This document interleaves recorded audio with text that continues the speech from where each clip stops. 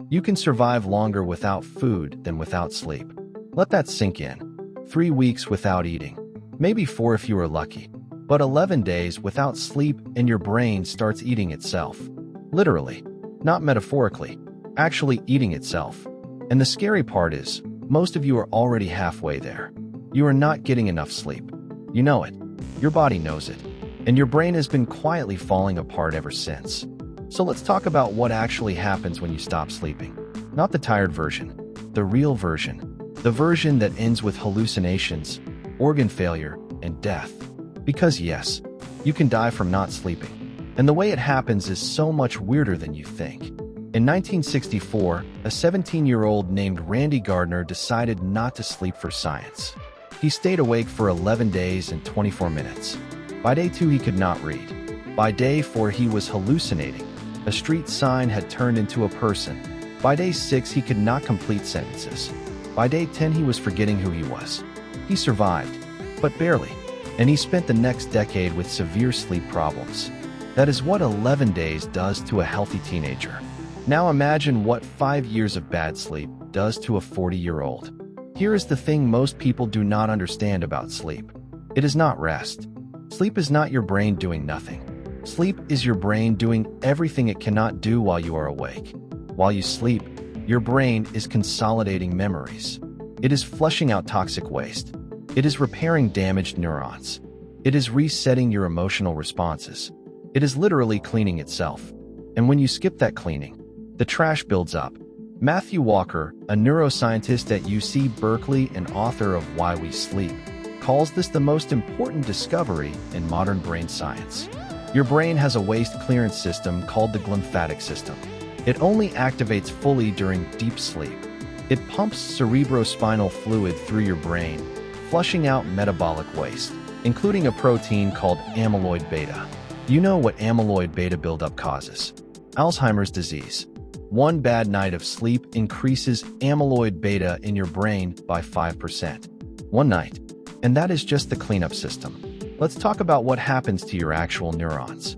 In 2019, researchers at the University of Pennsylvania, led by neuroscientist Sigrid Veasey, discovered something genuinely disturbing.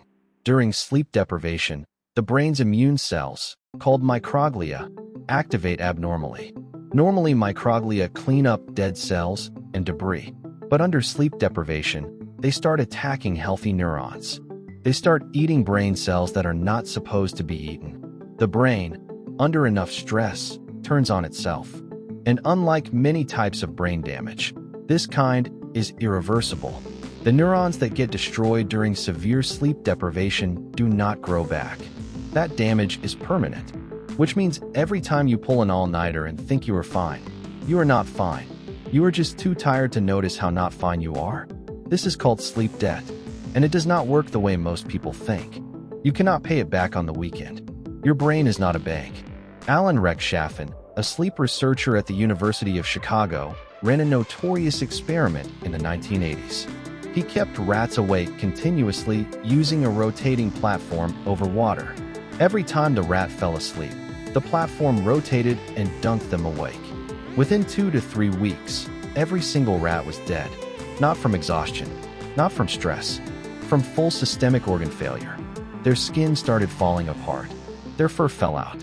Their body temperatures became unregulated. Their immune systems collapsed completely. And their brains, under microscope, showed catastrophic, widespread damage. Sleep deprivation did not just affect the brain. It killed the entire body, which tells you something important about what sleep actually is. It is not a brain thing. It is a life thing. Every cell in your body depends on what happens during those hours of unconsciousness. If you are still watching and your brain is not melting, subscribe right now. New video every single day. Your brain clearly needs this. Now let's get into what actually happens to your brain in real time as you stop sleeping. Hour 24 without sleep, your cognitive performance is equivalent to being legally drunk. Your reaction time drops by 30%.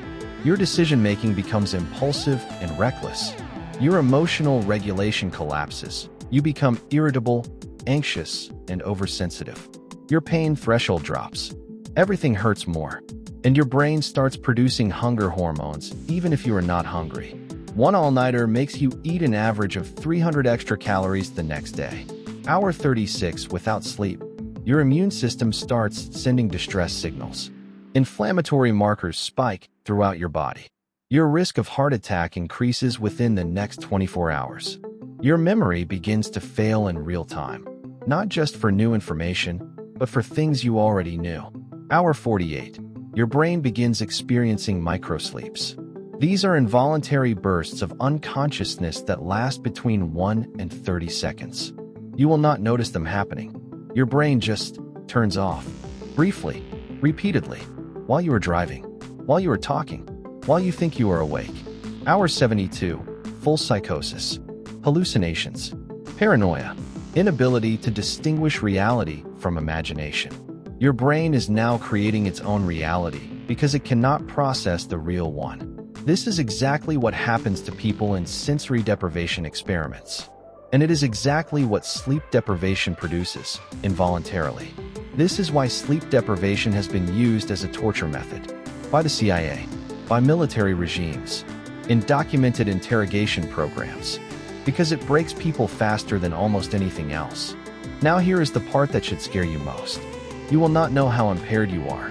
Study after study, including research from David Dinges at the University of Pennsylvania, shows that sleep-deprived people consistently rate their own performance as normal. They feel okay. They think they are functioning. But objective tests show massive cognitive decline. The worse your sleep, the less accurately you judge how bad your sleep is. Your impaired brain is too impaired to notice it is impaired. That is the most terrifying loop in all of neuroscience. So what is the solution? The answer is boring, and it is the one you already know. 7 to 9 hours. Every night. Non-negotiable. Not 6. Not 6.5 because you drink coffee. 7 to 9. Giulio Tononi at the University of Wisconsin showed that sleep is when your brain performs something called synaptic downscaling. During the day, your synapses, the connections between neurons, get stronger from all the learning and stimulation. But if they just kept getting stronger forever, your brain would overheat. Sleep resets them. It prunes the weak connections and strengthens the important ones. Without sleep, your brain cannot learn. It cannot adapt. It cannot improve.